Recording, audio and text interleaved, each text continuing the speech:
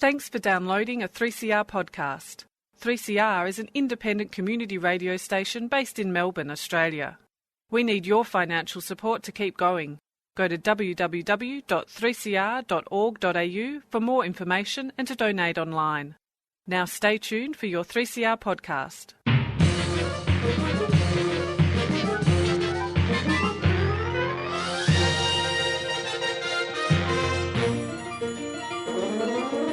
Welcome to another episode of Lost in Science, and boy are we lost in some science of various descriptions this week.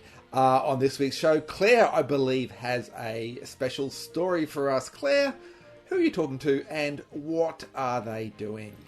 Well, Chris, on the show this week, we have a special guest, Dr. Nicholas Kirkwood from the Centre of Excellence in Exciton Science.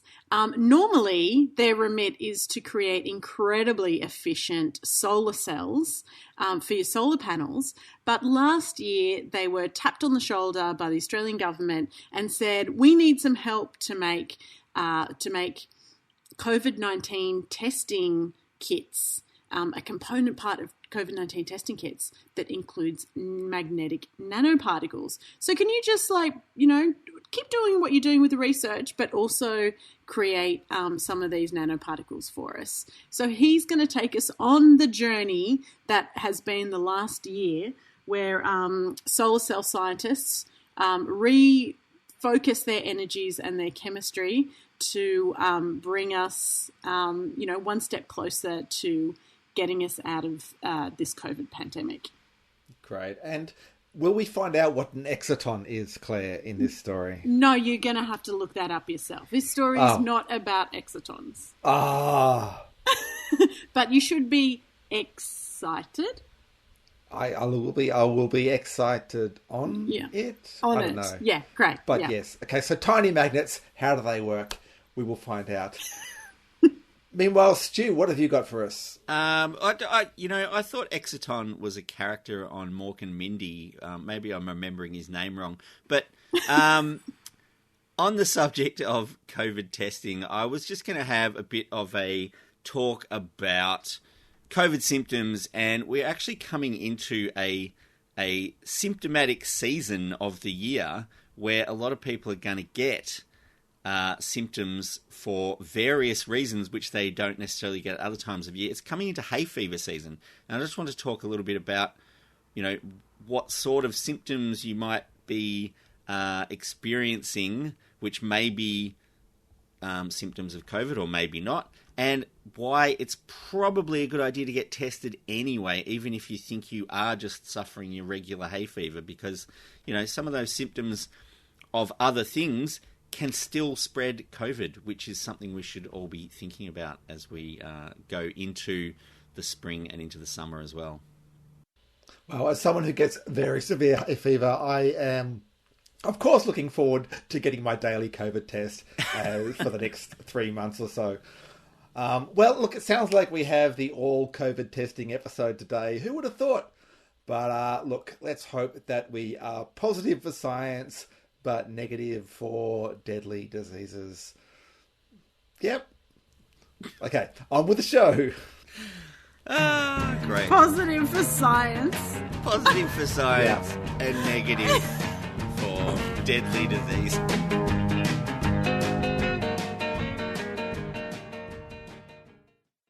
Okay, so I have a riddle for you. What do solar cells and COVID-19 testing kits have in common? Now, not many people will be able to answer this one, except possibly our guest on the show this week, Dr. Nicholas Kirkwood from the Centre of Excellence in Exciton Science at the University of Melbourne. Because while the rest of us have been stuck in lockdown, Nick and his colleagues, who normally research how to create the most efficient solar cells, have been even busier over the past year developing ways to make components for COVID-19 testing kits, all locally. So, Nick, welcome to Lost in Science. Thanks for having me. And can I just say thank you for all the hard work throughout the last year. Thank you. It's a pleasure. But obviously my first question has to be the riddle. What do solar cells and COVID-19 testing kits have in common? Well, broadly, we're making them using the same experiences and the same skills in the same lab. So our research prior to COVID-19 hitting Australia, so rewinding back to January 2020, was really focused around using nanoparticles. So that's tiny particles of various materials, and these are really small. So you can fit maybe 1,000 or more nanoparticles along the width of a human hair. So wow, really, really tiny materials that we can grow in our chemistry lab. And we were using these to make next generation solar cells, solar windows, all sorts of really interesting applications that kind of leverage the unique properties that you get when you make nanomaterials. When COVID hit, though, everything changed for research science because we got locked out of university. We were told, unless you're working on a project relating to COVID directly, you can't come in and do research. As chance would have it, the government was at the same time desperately looking for people to make components of COVID test kits in Australia. The reason being that they were afraid that international supply chains might dry up for various things that are required to do COVID tests, or that just the prices might go up a lot. And one of the things it turns out that they use in COVID test kits, magnetic nanoparticles. This was news to me at the time, but we got a call from the government asking if we'd be able to help making a local supply of them. And my boss is kind of a we can do it guy. And so he said Love yes, that.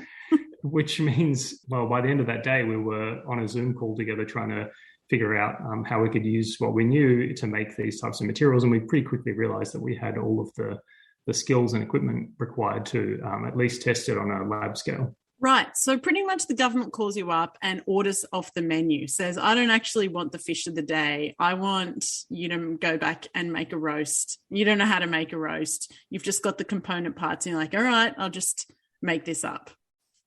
Yeah. So we did have some experience making magnetic nanomaterials in our lab. So it wasn't completely a new meal for us, so to speak.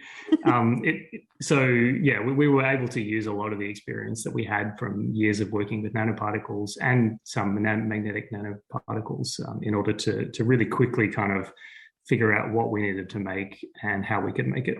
What part of the COVID-19 testing kit are the magnetic particles needed for? Yeah, that's a great question. It turns out that, so I think a lot of us, certainly I have had many COVID tests by this point, and the main thing we'll remember is that they stick a swab up our nose, which is really not very comfortable. Yeah, but what they do actually, once they've extracted the back of your throat with this swab, is run what's called a PCR, or polymerase chain reaction test on it. And what that test does is it looks for COVID RNA, so RNA being the genetic material that the virus uses. And it turns out in order to actually run a PCR test to see if there's any COVID RNA in the back of your throat, you first have to purify the swab material, because what's on that swab, when they collect it from the back of your throat, you can imagine there's a whole bunch of junk in there. Yeah. All sorts of biological material that you actually gunks up the machine, let's say, that runs the COVID test. So in order to separate all of the RNA from the COVID, and actually a lot of other nucleic acids like DNA from your cells, they use magnetic nanoparticles. And basically you can attach the RNA and DNA from your swab taken from your throat. You can attach magnetic nanoparticles onto the RNA and DNA, and then just by kind of waving a magnet and dragging them wherever you want them, you can extract them from the rest of the material. Right. So it's something as physical as you just need to attach a magnetic strip to the genetic component of the virus and then just move it to a separate part, physically move it away from all the other stuff. Pretty much, yeah. I mean, you just need a way of separating it out.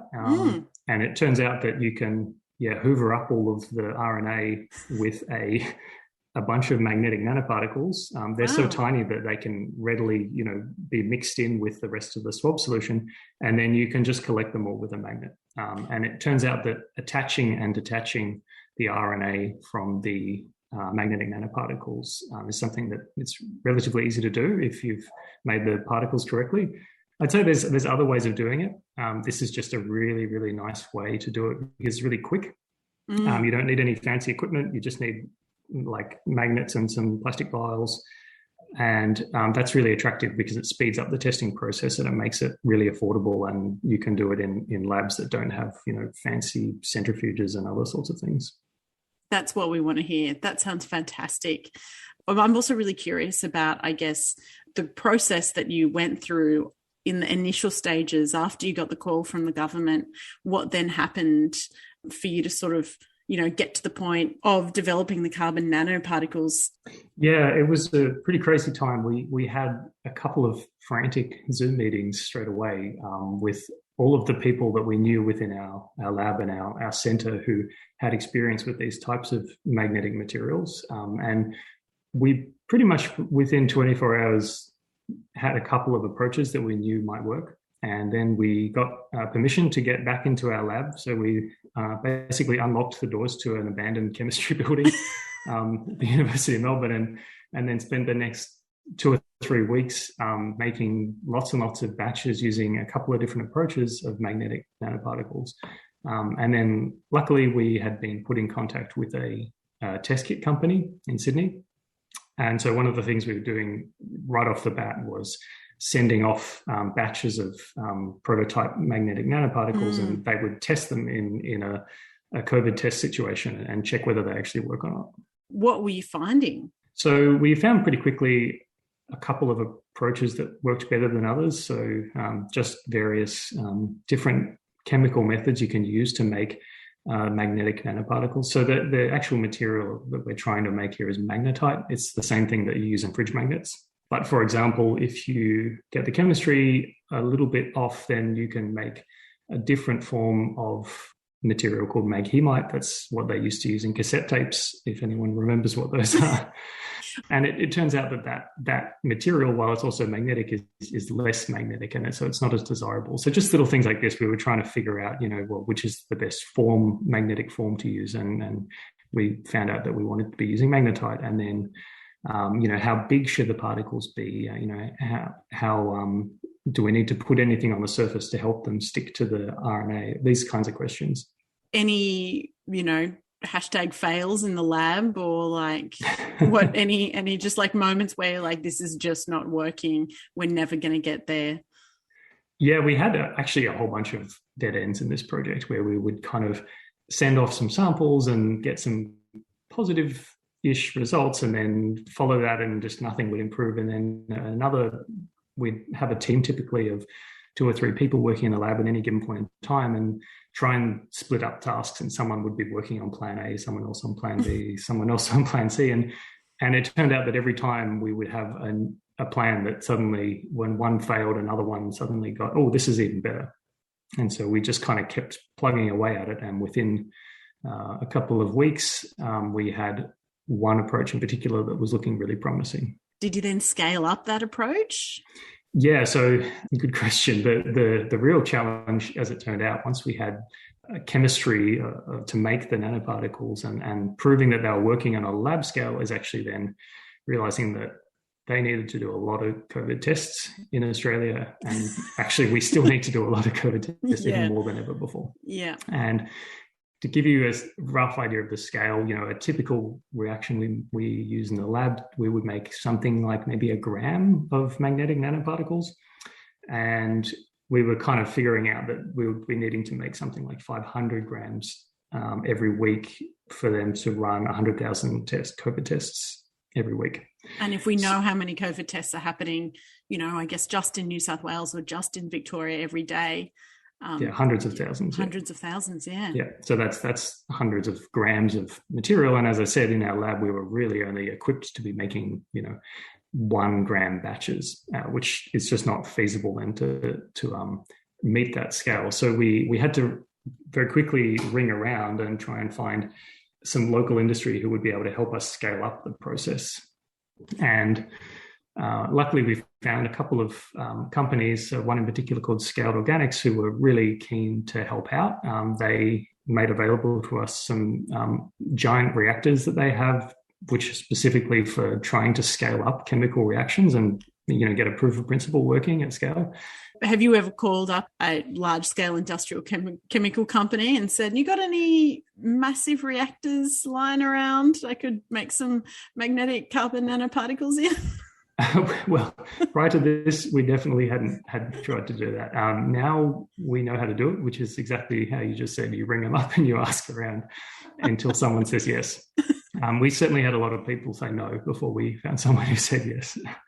But it was a really amazing experience. We were trained on how to use these giant reactors. Everything is different. Instead of using a tiny little pipette to transfer a small amount of liquid, you're now pouring things out of big, massive glassware that you need two people to hold. The safety is obviously something you have to be really considerate of, wearing full gas masks in order to protect yourself against chemical vapors. One of the problems we encountered was after we made our first batch at a very large scale, we had about a 70-litre reaction going. I think we kind of realised, hang on, where are we going to put all of this once we've made it? And we had to run down to Bunnings and buy a whole bunch of buckets from Bunnings in order to actually store the product in something, because we're used to in our lab just keeping our product in tiny little vials. I'm pretty sure that Bunnings employees were a little bit confused at why there are a whole bunch of nerdy scientists running around Bunnings in the middle of a pandemic trying to buy as many buckets as possible. But obviously, as we got better and better at it, we figured out better ways, and we're getting tips from the industry partners on how to do these scale up things without having to use Bunnings equipment. But yeah. Now, Nick, 1 year on, I guess it's been, or maybe even more, how is the project going? What does the future look like? So a year on, we are still making them. The project is still going along. We have had to pivot a few times. Every time we hit a roadblock, we obviously have to then stop and think and troubleshoot what's going wrong. Typical examples would be we've scaled something up, but then there's a slight change in the product once we've scaled it up, and then we have to go back and try and solve that. And so we've had to do this a bunch of times, but we're now at a point where we can make enough of these magnetic nanoparticles in a reaction to service tens of thousands of COVID tests. They work, which is obviously very important. So the kind of the research phase of the project is really closing off, and we're now in an area of trying to work with partners to figure out if this is now commercially possible. So can they start to produce these at a commercial scale and sell them or buy them, as it were. So as part of the project, I understand you're also working with the synchrotron in Melbourne. How are they involved? So one of the problems we faced was that we realized that some of our magnetic nanoparticle products were slowly turning brown over time, and the performance was degrading. And we obviously didn't want to be providing something to a professional COVID testing kit company that was changing color over time, certainly not if it was degrading in performance as well. And we had the suspicion that meant that the crystal structure of the nanoparticles was changing from magnetite, which is the fridge magnet material, to maghemite, which is our cassette tape material. And it's actually, as it turns out, it's really, really hard to tell the difference between these two forms of iron oxide. They're both very, very similar. And one of the few places that you can actually go to distinguish between them is what's called X-ray absorption spectroscopy at a synchrotron. And luckily for us, there was a synchrotron in Melbourne, and they were also really, really keen at the time to be working on anything to do with COVID, because like us, that was their ticket to get back into doing research. So we had this amazing kind of coincidence that we had a problem we needed to solve, and they had a tool to solve it. And so we sent some samples to the synchrotron, and actually later on went down there ourselves to do a whole bunch of research, and were able to find not only why that was happening, why some of our samples were coming out brown and others weren't, but also to fix the problem, which is amazing. And hopefully we'll actually also get a scientific publication out of that, which is a nice little outcome as well. Can I just say that sounds like incredible synchronicity? Well, Nick, it's been an absolute pleasure to chat with you, hear your story about this incredible scientific innovation and collaboration across so many different scientific organisations as well out of this necessity in the pandemic. So a big thank you to you and your colleagues for stepping up, getting back into the lab and contributing to science to help us get one step closer to getting out of this pandemic. Thank you. Yep, it's been a pleasure. Thanks for having us. I'm theoretical physicist Sean Carroll, and you're listening to Lost in Science, which is spreading scientific knowledge across multiple branches of the wave function of the universe.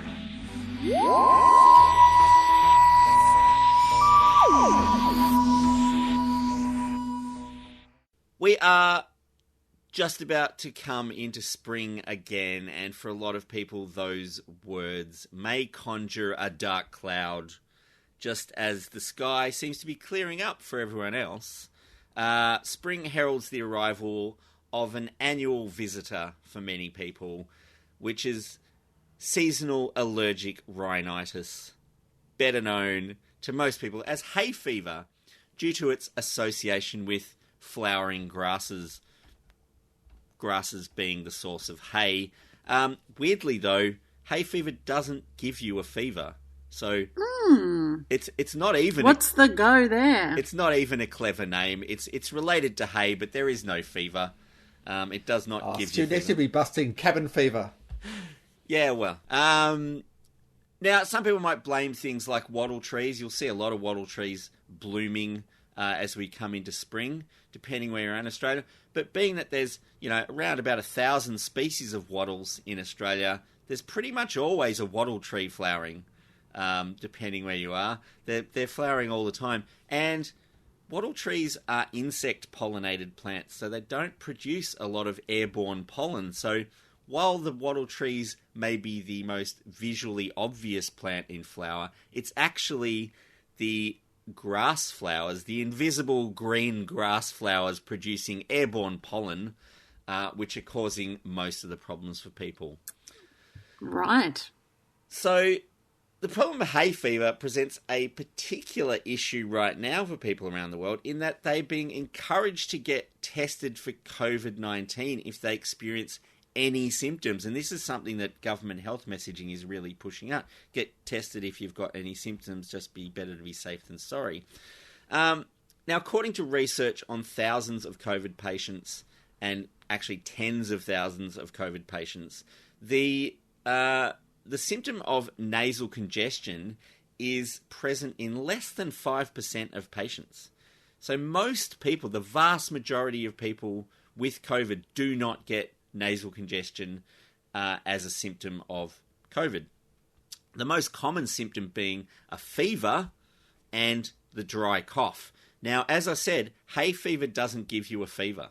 So if you've got a runny nose and no fever, chances are it's not COVID. So I would still say, though, probably you still should get tested if you have persistent symptoms, especially if you've never had hay fever before, because that could be a warning sign.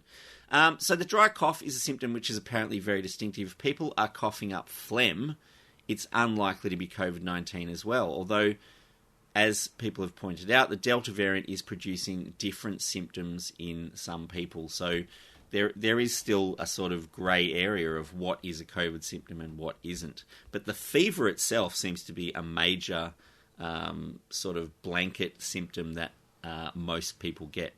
But for people who annually experience hay fever, chances are they're well aware of how those symptoms feel, and they're less likely to go in for testing because they could just say, oh, it's my usual hay fever. Now,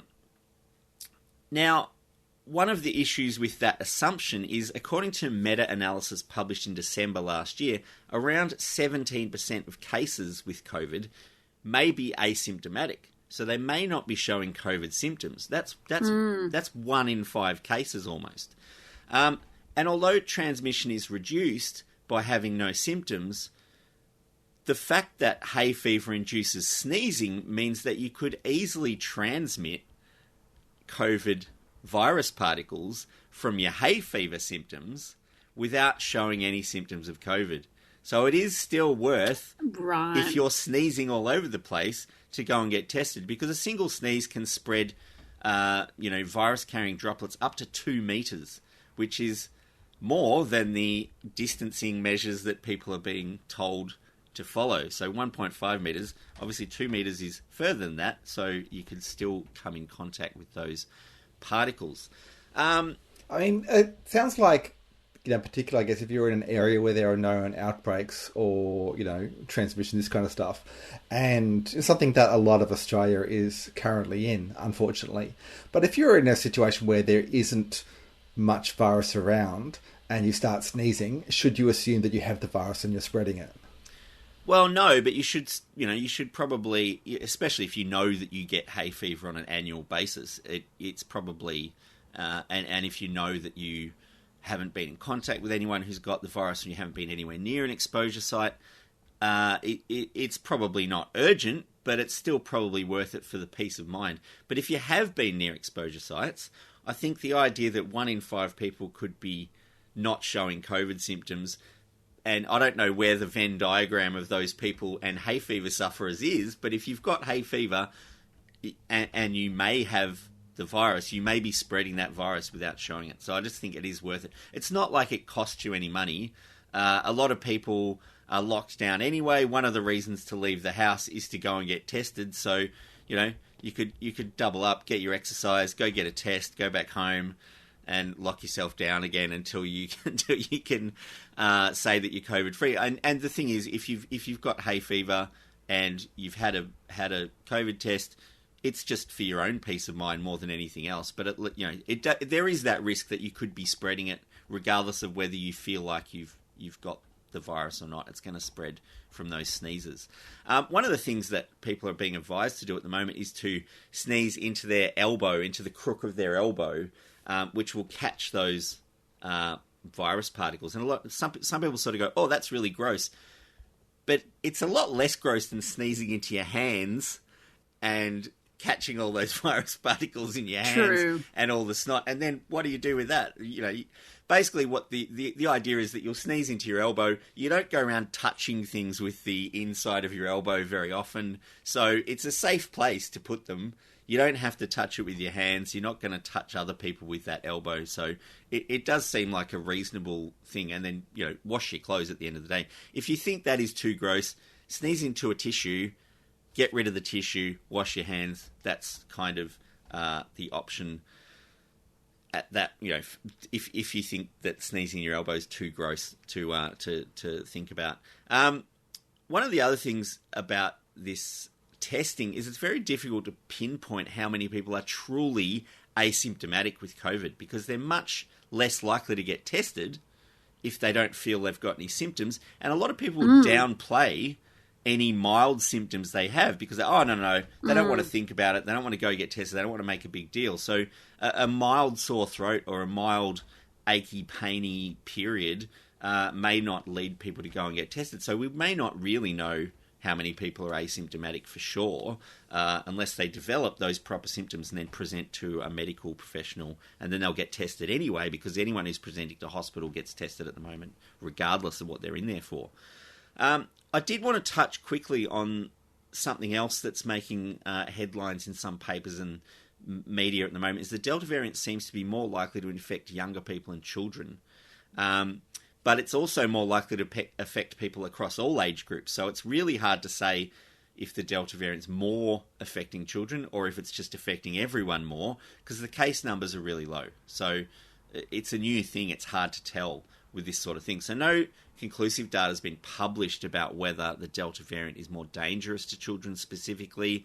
But one thing that parents could do is take any symptoms seriously. Now, the thing about allergies like hay fever, coming back to hay fever, is that they can develop at any age. You're not necessarily born with hay fever. You may develop that allergic reaction later on. So children who haven't had hay fever before may develop hay fever because of the time of year. So we're coming into a time of year. The other thing is when you move from different parts of the country, you may be exposed to different plant species which you suddenly find that you're allergic to. So sudden development of hay fever symptoms in children especially at the moment, it's probably a good reason to go and get those kids tested.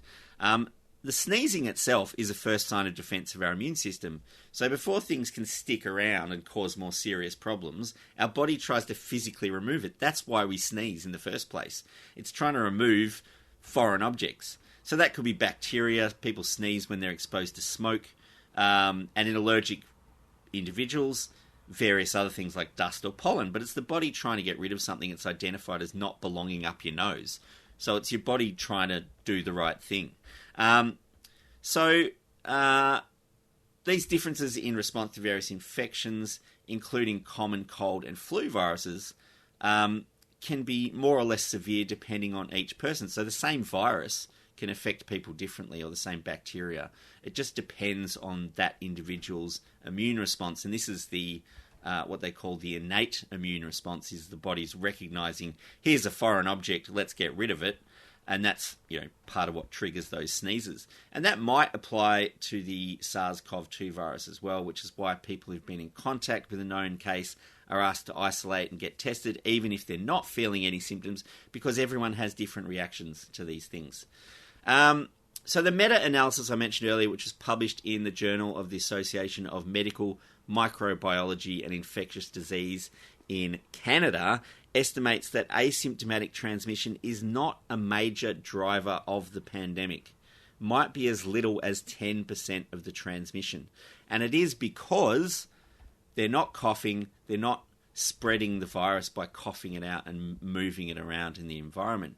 But I think at the moment it's not worth taking any chances. Certainly in Victoria and in New South Wales, we do have high numbers or high-ish numbers of cases which can't be linked to existing cases. They're not close contacts with these people. They don't live with those people. So even these, these little sniffles, even the seasonal reactions to things that we know we're allergic to, it probably is worth going to get a test just to be on the safe side. And I know, annoying as it might be, I've been for tests multiple times myself. It is annoying, but it is a lot less inconvenient than some of the alternatives. And that is it for another episode of Lost in Science. Lost in Science is recorded for 3CR in Melbourne on the lands of the Wurundjeri people of the Kulin Nation, and it airs across Australia on the Community Radio Network with the support of the Community Broadcasting Foundation. Now, we would love you to get in touch with us. You can email us at lostinsci@gmail.com. You can find us on Facebook. We are Lost in Science on 3CR. You can also on Twitter. We are at Lost in Science 1. You can also find us on your friendly local podcast app, and if you have the opportunity on that app to give us a good rating and review, please do so. That will help other people to find our podcast. Or you can just listen to us however you listen to this episode. At the same time, every week, Claire, Stu, and Chris get Lost in Science!